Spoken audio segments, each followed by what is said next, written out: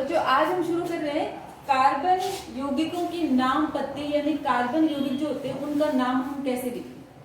ठीक है, तो अलग अलग हर कंट्री में ये जो एक नोमेनक्लेचर होता है, नोमेनक्लेचर का मतलब नाम पत्ती, नाम कैसे रखें, तो वो है हमारा IUPAC नोमेनक्लेचर बोलते हैं। IUPAC मतलब international union of pure and applied chemistry है। इसकी जरूरत नहीं अभी तुम्हें फिलहाल, पर ये है कि इसका मतलब ये है कि पूरे संसार में किसी भी कार्बन के यौगिक का नाम एक ही होना चाहिए, चाहे इंडिया में हो, चाहे अमेरिका में हो, चाहे कहीं पर भी हो, तो एक जैसा नाम रखा गया है। उसके लिए कुछ रूल्स तो बनाने पड़ेंगे ना, कि एक चीज का एक ही नाम है, यूं नहीं कि कोई किसी नाम से पुकारे, कोई किसी नाम से। तो जैसे इसलिए ही इस तरह के नोमेनक्लेचर की जरूरत पड़ी कि सारे संसार में एक ही तरह का नाम होना चाहिए। तो सबसे पहले हम इसलिए क्या पढ़ेंगे, ये जो ये सारणी जो बना रखी है तुम्हारी बुक में मिलेगी, तुम्हें NCERT की बुक में मिलेगी, मैंने लिख भी दी है। इसमें क्या है कि हेलो एल्केन, उसके बाद है एल्कोहल के यौगिकों के नाम, एल्डिहाइड, कीटोन, कार्बोक्सिलिक अम्ल। मतलब इसका जो संकेत है, हेलो एल्केन में क्या क्या चीजें आएंगी, क्लोरो ब्रोमो आइडो, ये ग्रुप है, ये तुम्हें 9th क्लास में इनका नाम सुना हुआ है, क्लोरो ब्रोमो आइडो। ऐसे एल्कोहल है, जो किसी भी कार्बन यौगिक के पीछे अगर OH ग्रुप होगा तो वो क्या होगा, एल्कोहल होगा, और अगर CHO ग्रुप होगा तो वो एल्डिहाइड होगा। कीटोन होगा तो ये वाला ग्रुप होगा C double bond O single single. इसके बाद कार्बोक्सिलिक अम्ल में क्या होगा, COOH। ठीक है, अच्छा आप देखो नेमिंग हम जब करते हैं, कुछ बच्चे बिल्कुल नए हैं तो मैं नए के हिसाब से बता रही हूँ। सबसे पहले हम नेमिंग करते हैं एल्केन्स की। देखो जो कार्बन के यौगिक है उनको दो पार्ट्स में डिवाइड कर रखा है, एक तो होता है संतृप्त यौगिक और दूसरा होता है असंतृप्त यौगिक। ठीक है, बहुत इंपॉर्टेंट है, ये सब बच्चों को समझ में आ जाएगी, जो बिल्कुल नए हैं उनको भी समझ में आ जाएगी, ध्यान से देखना।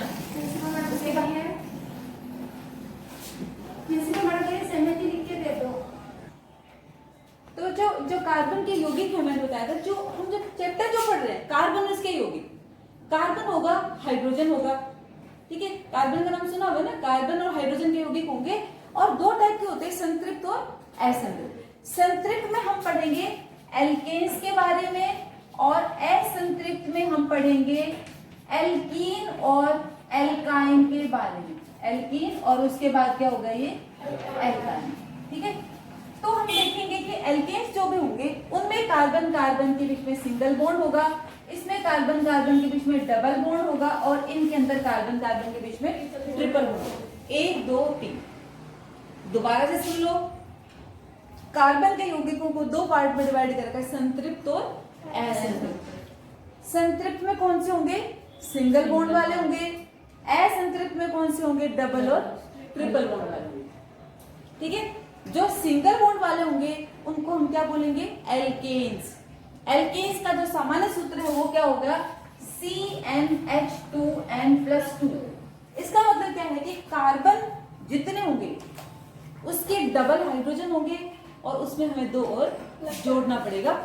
जैसे कि हम देखेंगे, हम इसमें हमें पता होना चाहिए, एक कार्बन वाला अगर होगा तो उसमें हम क्या कर देंगे, एक का डबल कर दिया, 2 होगा, 2 में 2 और जोड़ दिए तो कितना हो गया, CH4 हो गया, CH4 हो गया। उसके बाद क्या हो गया, अगर हम इसमें, तो जो हम पढ़े थे एल्केन्स के बारे में, इनका जो सामान्य सूत्र है CnH2n+2। अब हम देखेंगे कि n की वैल्यू 1 भी हो सकती है, 2 भी हो सकती है, 3 4 5 6 7 15 20 25 30 कितने भी हो सकती है, लेकिन जो हमारे सिलेबस में है कार्बन की वैल्यू, वो जो संख्या है वो 6 तक, 1 से लेके 6 तक में पता होना चाहिए कि एक कार्बन वाला हो सकता है, 2 वाला अगर होगा तो सूत्र देखो, n जितना है उसका डबल, उसमें 2 जोड़ दिए, यानी कि C2H क्या हो गया, 6 हो गया, C3 क्या हो गया, H8, C4 क्या होगा, H10, C5 में क्या हो जाएगा, C5 H12 हो जाएगा, और C अगर 6 करेंगे तो H14 हो जाएगा बच्चों।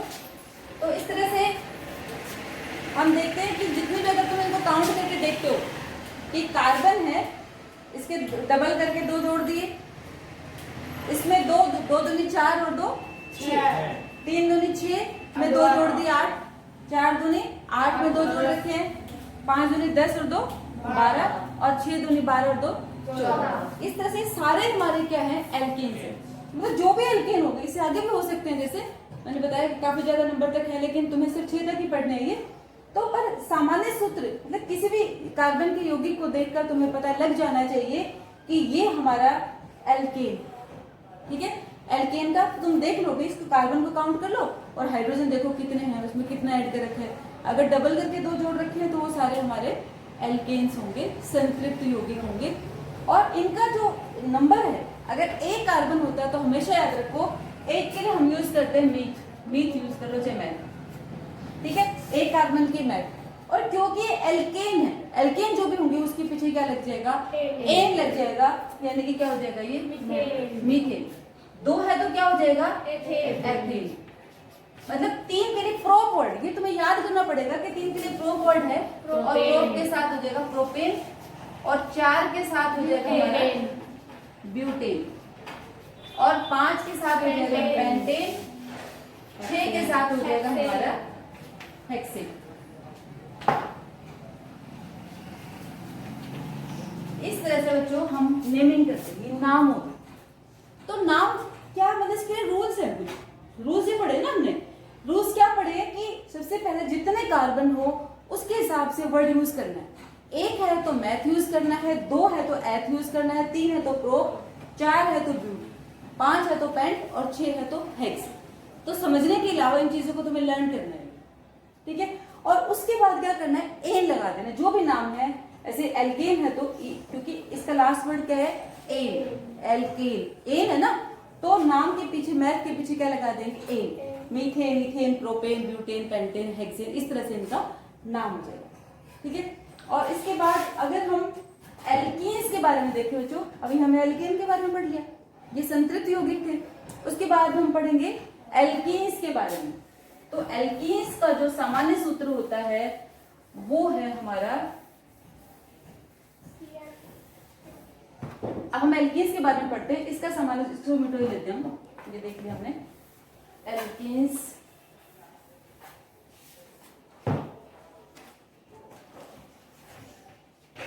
एल्कीन का सामान्य सूत्र है बच्चों CnH2n, ये सूत्र, ठीक है।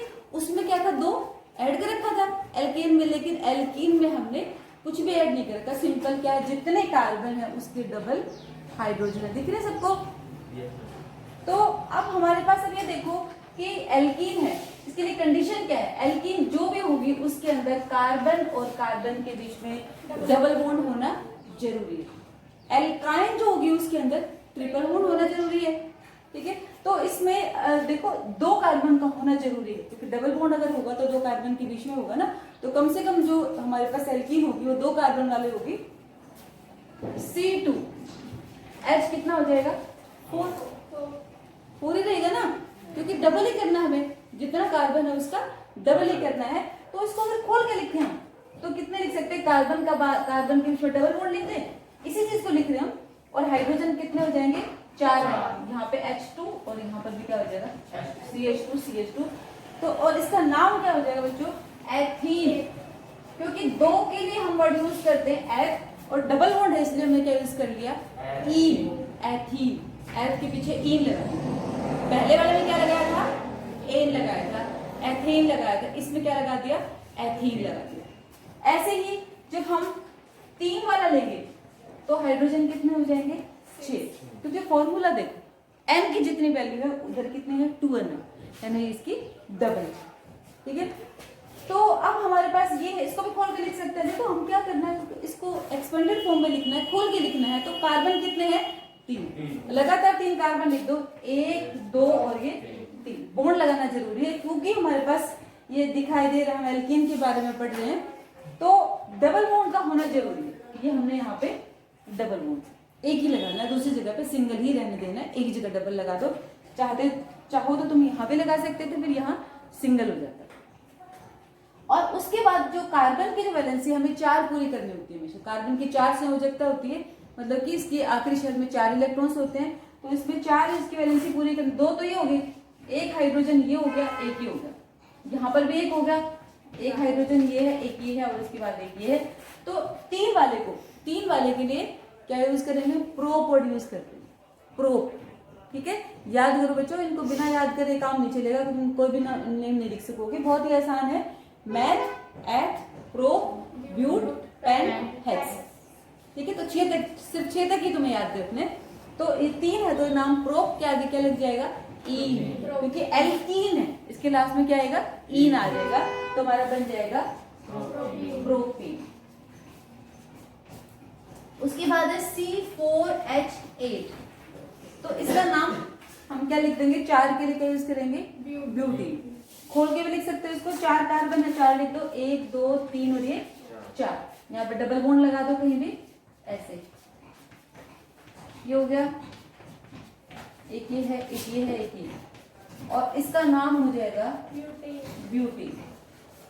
ऐसे ही बच्चों 5 वाला जब हम लिखेंगे तो इसमें 10 हो जाएगा और इसका नाम भी क्या हो जाएगा, पेंटीन। और जब 6 वाला हम लिखेंगे C6H12 तो इसका नाम क्या हो जाएगा, हेक्सीन। आ जाएगा, धीरे धीरे खुद पढ़ना, एक बार वीडियो बना के भेजूंगी, जिनके पास फोन वो देख लेना, दोबारा समझ लेना। तो इस तरह से हम एल्कीन्स की नेमिंग हमने कर ली। पहले वाले में, इससे जस्ट पहले वाले में क्या नाम था, एथेन, प्रोपेन, ब्यूटेन, पेंटेन और हेक्सेन। यहाँ पे क्योंकि डबल बॉन्ड है सिर्फ, इसलिए इनका नाम चेंज हो गया, ईन लग गया। ऐसे ही अगर हमारे पास ट्रिपल बॉन्ड वाले कंपाउंड्स के बारे में पढ़ लेते हैं, कि अगर ट्रिपल बॉन्ड वाले कंपाउंड हो गए तो उनमें क्या होता है,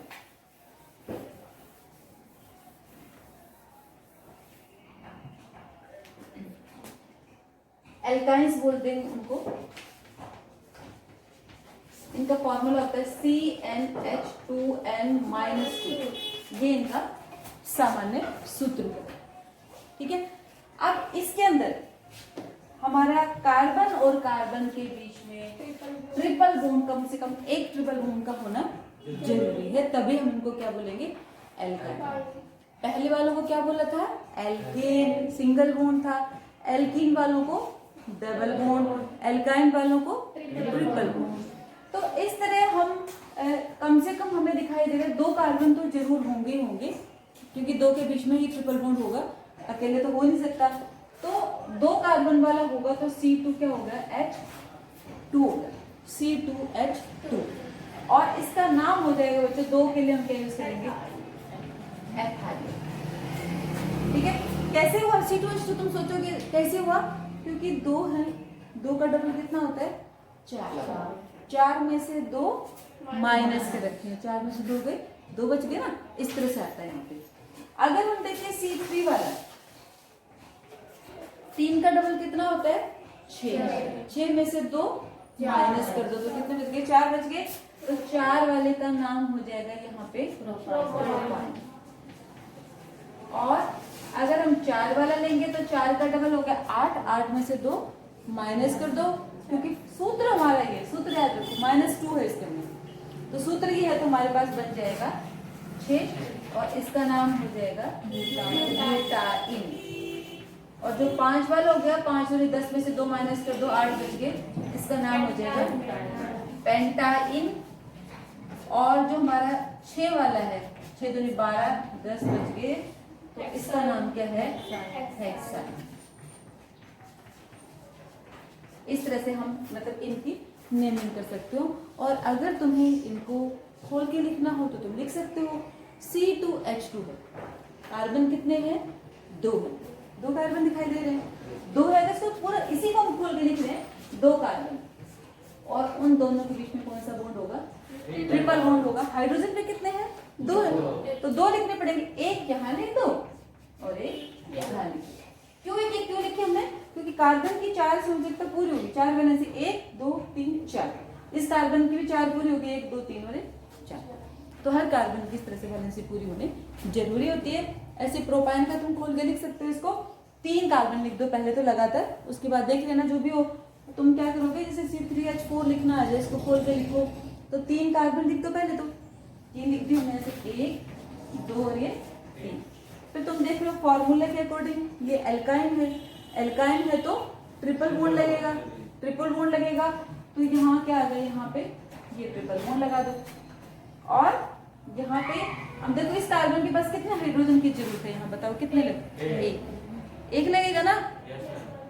एक क्यों लगेगा? 3 तो पहले ही है ना, 4 ही होने चाहिए टोटल, 4 से ज्यादा नहीं होने चाहिए, तो इसलिए एक यहाँ पे लग गया होगा। इस कार्बन पे एक भी नहीं लगेगा क्योंकि इसके तो पहले 3 और 1 4। यहाँ पे कितने लगेंगे? 3। इस तरह से हमें तो किसी भी इस तरह से तुम ये सारे के सारे कंपाउंड्स को बना के देख सकते हो और इनकी वैलेंसी को पूरा करना होता है। सिर्फ कार्बन के 4 पूरी करनी होती है, हाइड्रोजन की 1 पूरी करनी होती है। ऐसा कभी भी नहीं करना कि तुम बीच में हाइड्रोजन को रखो। बच्चे नए नए हैं, नया तुम पढ़ रहे हो तो हो सकता है किसी बच्चे को लगे बीच में कि कार्बन हाइड्रोजन फिर कार्बन, ऐसा नहीं लिखना होता। कार्बन कार्बन लगातार ही होने चाहिए, हाइड्रोजन हमेशा आखिर में होगा। आखिर में तुम देख लो ऐसे ऐसे, मतलब बीच में नहीं होगा। दो क्यों नहीं होगा? क्योंकि हाइड्रोजन की एक ही वैलेंसी होती है, एक ही इलेक्ट्रॉन है, लास्ट में होगा, एक ही बॉन्ड बनाएगा। ठीक है, हाइड्रोजन 1 बॉन्ड बनाएगा, ऑक्सीजन 2 बनाएगा और नाइट्रोजन 3 बनाता है और जो कार्बन है वो 4 बनाता है। ठीक है,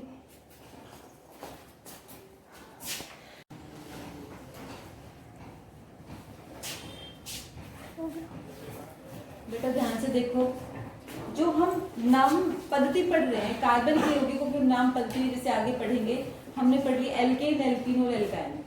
उसके आगे ये जो 5 चीजें हम इनके बारे में 1 बाय 1 पढ़ेंगे। ठीक है, तो सबसे पहले हेलो एल्केन। हेलो एल्केन का मतलब क्या है? जो जितने भी कार्बन के यौगिक हैं वो किससे बने हुए हैं? एल्केन से मिलकर बने। एल्केन जैसे कि सिंपल हमारे पास कोई भी एल्केन हमने पढ़ा था, CH4 एक एल्केन है। ठीक है, जैसे कि C2H6 एक एल्केन है, C3H8 क्या है? एल्केन है, C4H10 क्या है? ये एल्केन है। मीथेन, इथेन, प्रोपेन और ब्यूटेन। ठीक है, अब इसमें से हेलो का मतलब एक हाइड्रोजन को हटा के अगर कोई दूसरा ग्रुप लग जाता है, इसका एक हाइड्रोजन हमने हटा दिया और इसमें क्या लगा दिया? एक क्लोरो ग्रुप लगा दिया, तो जो क्या रह जाएगा यहाँ पे? CH3Cl रह जाएगा। CH3 और क्या रहेगा? Cl। ऐसे इसमें भी क्या होगा? C2H5 मतलब एक H हटा दिया, उसकी जगह पे Cl लगा दिया। तो मतलब ये एक तरह से क्या होगा कि हाइड्रोजन को हटा के दूसरा ग्रुप लगा दिया। ये भी सब क्या है? हाइड्रोजन के यौगिक ही हैं, जिसमें एक हाइड्रोजन को क्लोरोब्रोमो या आइडो ग्रुप के द्वारा प्रतिस्थापित कर दिया गया है। तो ये जितने भी हैं बच्चों, जैसे कि यहाँ पे क्या रह जाएगा? तुम खुद ही सोच के बोलो ना, जरा ध्यान दो। C3H7 और Cl, ऐसे ये हो जाएगा C4H9 और Cl। मतलब जितने भी हैं ये सब क्या है? इनको हम क्या बोलेंगे? Halo alkane. हेलो एल्केन के बारे में पढ़ रहे हैं हम। हेलो नहीं करते, वो हेलो अलग है, ये हेलो अलग है। हेलो का मतलब होता है सॉल्ट फॉर्मिंग, जो कि नमक बनाते हैं। ये जितनी भी चीजें, नमक का तुमने सूत्र पढ़ रखा है, NaCl, सोडियम क्लोराइड होता है ना। सोडियम मतलब जो समुद्र से जो नमक निकाला जाता है, समुद्र में भी नमक होता है, खारा पानी होता है, तो उसके अंदर ये सारे हेलोजेंस होते हैं, इसलिए इनको हम हेलोजेंस बोलते हैं। पूरे को मिला के हेलोजेंस यानी सॉल्ट फॉर्मिंग। हेलो का मतलब होता है सॉल्ट और जेंस का मतलब होता है फॉर्मिंग, बनाने वाले, सॉल्ट को बनाने वाले। ये सब क्या है? हेलोजेंस है।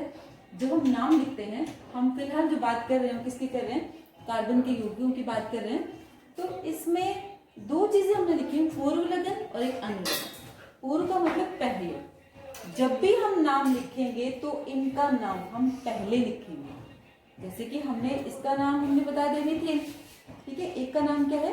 मीथेन। हम बार बार इतनी बार हम क्लास में पढ़ लेंगे कि तुम्हें बिल्कुल अच्छे से इनके नाम याद हो जाएंगे। जो करना चाहेगा वो मीथेन, इथेन, प्रोपेन और ब्यूटेन। तो वैसे तो ना मीथेन है, अब ये भी क्या है? मीथेन से तो मिलकर बना है। मीथेन का ही तो एक हाइड्रोजन हटा रखा है, तो ये भी क्या है? मीथेन है। लेकिन फर्क क्या है? इसमें क्लोरो ग्रुप एक्स्ट्रा आ गया, तो कोई दिक्कत नहीं है। इसको पूर्व लगन पहले लिखेंगे, यानी इसका नाम हमारा सिंपल क्या था? मीथेन। लेकिन हमने अगर क्लोरो ग्रुप आ गया तो इसका नाम क्या होगा? मीथेन या मैथेन तुम्हारे बुक में लिखो। मीथेन लिख दो तो ज्यादा बेटर, क्योंकि इंग्लिश में स्पेलिंग होती है वो मीथेन की ही होती है, ये स्पेलिंग होती है। ठीक है, तो इसमें भी अब तुम्हें करना क्या है? नाम लिखते समय इसको लिख दो क्लोरो और 2 वाले को क्या लिख देंगे? एथेन। मतलब क्लोरो पहले लिखेंगे, क्योंकि मैंने बताया इनको मैंने एरो का निशान लगा रखा है। ये वाले जो क्लोरो, ब्रोमो और आयोडो,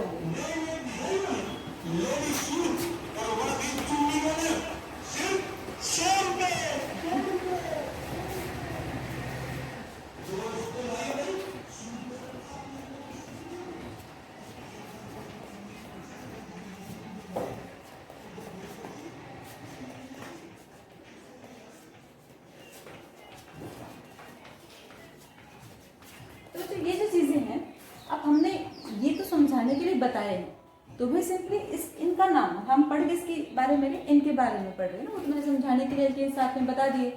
तो ये जो भी कंपाउंड्स होते हैं, तो हमें नाम लिखते समय सिर्फ क्या ध्यान रखना है कि अगर क्लोरो, ब्रोमो या आयोडो ग्रुप है तो उसको हमें पहले लिखना है। Cl को हमें पहले लिख देंगे तो क्लोरो, उसके बाद क्या करेंगे, कार्बन को काउंट करना है, एक कार्बन है तो लिखिए नाम। ऐसे इसमें है क्लोरो 2 कार्बन है तो एथेन, क्लोरो 3 कार्बन है तो प्रोपेन, 4 कार्बन है तो इस तरह से हमें नाम लिखना है। अगर क्लोरो है तो क्लोरो हो जाएगा, अगर ब्रोमो Br ग्रुप होता तो क्या लिख देते, bromo methane, bromo ethane, bromo propane और ब्रोमो ब्यूटेन, ऐसे हो जाता। आयोडो है तो आयोडो हो जाता। ठीक है, समझ रहे हो। उसके बाद हमारा ये हो चुका, सिर्फ यही ऐसे है जिनको पूर्व लग रहे हैं कि पहले लिखते हैं, बाकी हम जिनके बारे में पढ़ेंगे उन सबको हम बाद में लिखेंगे। तो जैसे हम नेक्स्ट एग्जांपल पढ़ते हैं एल्कोहल्स के बारे में।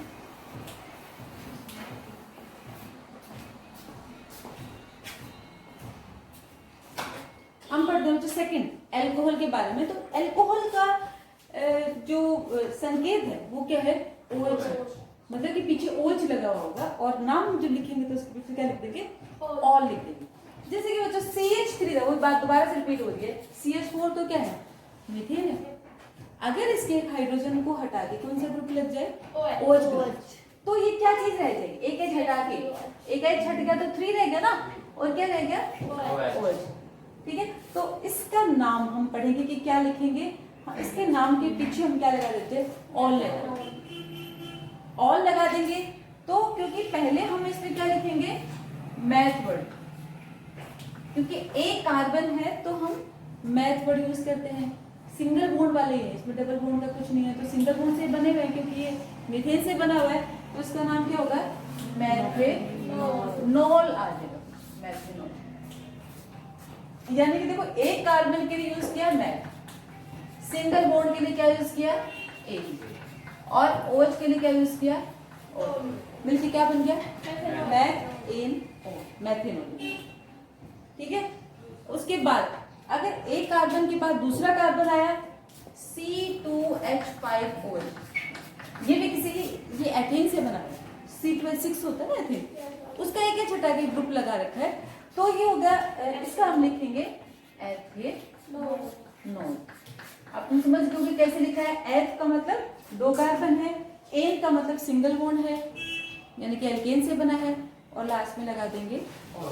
अगर 3 वाला होता C3H7OH, तो हम ये देखते हैं कार्बन कितने हैं, कार्बन कितने हैं, 3 के लिए क्या यूज करते हैं, प्रोपेनॉल।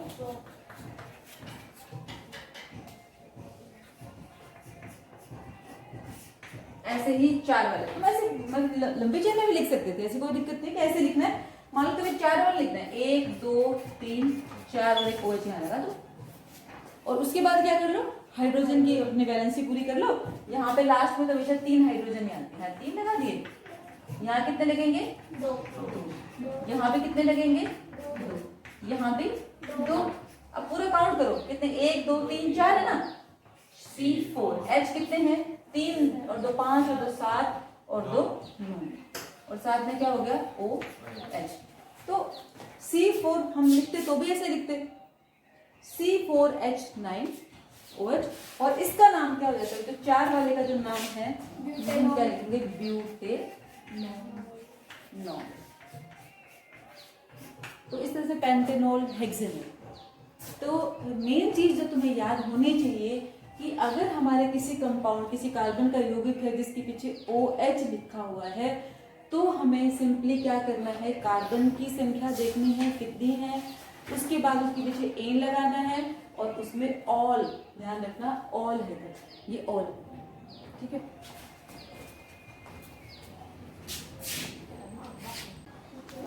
तो जो नेक्स्ट हम पढ़ रहे हैं एल्डिहाइड्स के बारे में। एल्डिहाइड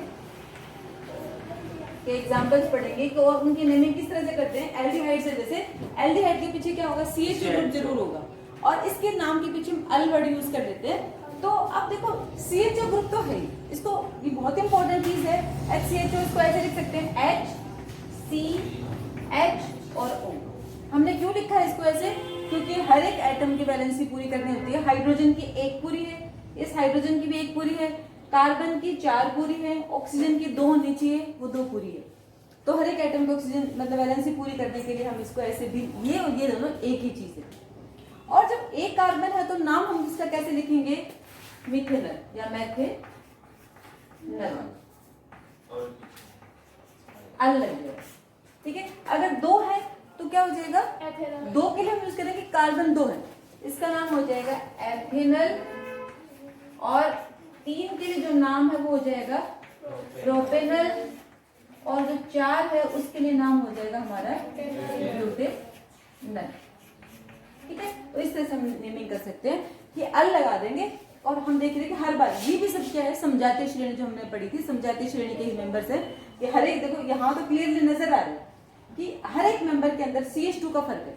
ये देखो इसके CH2 अलग लगा दे, इसके बाद भी CH2 लग गया, हर एक जो नीचे जो मेंबर है उसमें CH2 का डिफरेंस है। तो हमें नाम लिखते टाइम तुम ध्यान रखना, इस पर कंफ्यूज मत होना, OH के बाद तो ऑल लगता है। OH था तुमने ऑल लगाया था, अगर एल्डिहाइड है तुमने क्या लगा दिया, अल लगा दिया, एथेनल, प्रोपेनल, ब्यूटेनल, अल, और ऑल था किसमें, एल्कोहल्स के केस में ऑल। अगला हम एग्जांपल अब पढ़ लेते हैं कीटोन्स के बारे में। ये कीटोन्स थे हमारे,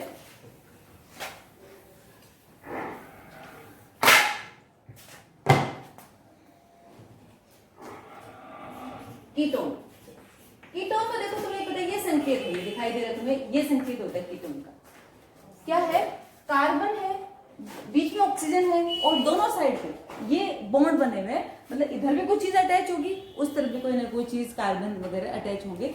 तो सबसे सिंपल जो कीटोन होगी वो 3 कार्बन की होगी, क्योंकि एक तो कार्बन इसमें हो गई होगा, हमने दिखा रखा है, एक तो हो गई, एक इस तरफ भी कार्बन होगा, एक परली तरफ भी कार्बन होगा। तो हमारे पास ये बन जाएगा CH3, एक इधर और एक इधर। तो CH3 क्यों लगा, CH2 क्यों नहीं लगा, क्योंकि 3 ये कार्बन के पास होगी और एक बॉन्ड बन गया, यानी कि 4 वैलेंसी पूरी होगी। इसको ऐसे मत सोचो, मतलब कि ऐसे क्यों लिख, ऐसे लिख सकते थे, ये दोनों एक ही चीज है, इसमें कंफ्यूज मत होना, ये दोनों एक ही चीज है, ये दोनों एक ही चीज है। कैसे, CH3 था ना, C के साथ 3 H, CO था, ये होगा C के साथ 3 H, इस तरह से नाम हमने इसका, मतलब इसको हम ऐसे भी लिख सकते हैं एक्सपेंडेड फॉर्म में। जब नाम लिखेंगे तो हमें सबसे पहले यही करना है कि कार्बन कितने हैं, याद हो गया होगा अब तक तो कि कार्बन अगर 3 हो तो नाम क्या आगे हम क्या यूज करते हैं, प्रो, और सारे सिंगल बॉन्ड, ये वाला तो नहीं कंसीडर करेंगे हम, अलग चीज है। बाकी कार्बन क्योंकि सिंगल बॉन्ड है तो हम यूज करेंगे प्रोपेनॉन हो जाएगी, ठीक है। अगर 4 कार्बन है, CH3, CH2, CO और CH3, अगर ये है, ठीक है, तो 4 के लिए यूज क्या करेंगे, बहुत आसान होता है, ध्यान से सुनो, बस याद रखो कि 4 के लिए हमें क्या यूज करना है, ठीक है। ब्यूटेनॉन हो जाएगा इसका नाम, ब्यूटेनॉन। और अगर 5 है, CH3, CH2, CH2, CO, CH3, तो कितने कार्बन है इसमें, 5 कार्बन है, 5 के लिए नाम क्या हो जाएगा, पेंटेनॉन, ठीक है। तो इस तरह से नॉन हमने देखा था, इसके पीछे ऑन लग जाए। अब एक तुम पहली बार पढ़ रहे हो तो तुम्हें लगेगा कि हाँ पता नहीं क्या क्या चीजें हैं इसमें, और तुम ध्यान से अगर देखो तो कोई ऐसी बात नहीं है कि तुम्हें ये तो क्लोरो ब्रोमो आयोडो तो पहले यूज करने होते हैं पूर्व लगन, बाकी ये है अनुलग्न, इनको हमेशा बाद में यूज करना होता है नाम के पीछे, तो कोई दिक्कत नहीं है। 4 हैं सिर्फ, ऑल, अल, ऑन और ओइक अम, ये बिल्कुल अलग है ओइक अम, इसके बारे में और पढ़ लेते हैं।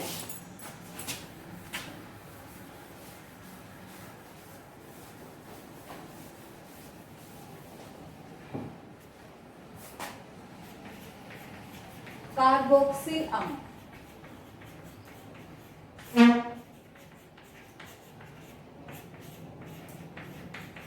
किसी भी कार्बन के यौगिक के पीछे अगर COOH ग्रुप में, ये तुम्हें याद आइडेंटिफाई करनी पड़ेगी, 5-7 मिनट का ही काम है, अगर ध्यान से बैठ के लिखोगे कि ये चीजों को याद करोगे तो याद हो जाएगी, कोई भी मुश्किल नहीं है इसमें। तो ये COOH ग्रुप का होना जरूरी है किसी भी कार्बोक्सिलिक अम्ल के पास। तो सबसे कम कार्बन वाला कौन सा होगा, 1 कार्बन वाला, एक तो इसमें है, एक तो पहले ही है तो हम नहीं लगाएंगे इसके अंदर, हम सिर्फ क्या लगा देंगे, H लगा देंगे। वो भी क्यों लगाया हमने, कार्बन की वैलेंसी देखो ऐसे पूरी होती है HCOO, ऐसे कार्बन की वैलेंसी हमारे 4 पूरी हो जाएगी। तो एक कार्बन वाले को हम नाम क्या बोल देंगे, मैथ बोलते हैं ना, कितनी बार हो चुका, मैथ बोलते हैं। तो इसका नाम हो जाएगा मैथेनोइक अम्ल, मैथेनोइक अम्ल। अगर 2 है CH3COOH, मतलब इस H की जगह हमने क्या लगा दिया, ये वाला CH3 ग्रुप लगा दिया, एक कार्बन बढ़ा दिया, मतलब एक कार्बन उसमें था, एक और लगा दिया, एक और लगाते हैं CH3 ग्रुप अपने आप आएगा, ठीक है। तो इसका नाम क्या हो जाएगा, 2 के लिए हम यूज करेंगे एथेनोइक अम्ल। और अगर हमारे पास 3 है CH3CH2COOH, इसके लिए नाम हमारा हो जाएगा प्रोपेनोइक अम्ल। 4 है CH3CH2CH2COOH, इसका नाम हो जाएगा ब्यूटेनोइक, ये ऐसे लगा दीजिए इसके पीछे नोइक, ठीक है। तो ये नेमिंग है बच्चों, इसकी बहुत ज़्यादा तुम्हें प्रैक्टिस करनी है, जो तुम्हें होमवर्क दिया है वो तुम्हें करना है। और ये हमारे सारे ही जो कंपाउंड्स हैं उनके नेमिंग हो चुके हैं।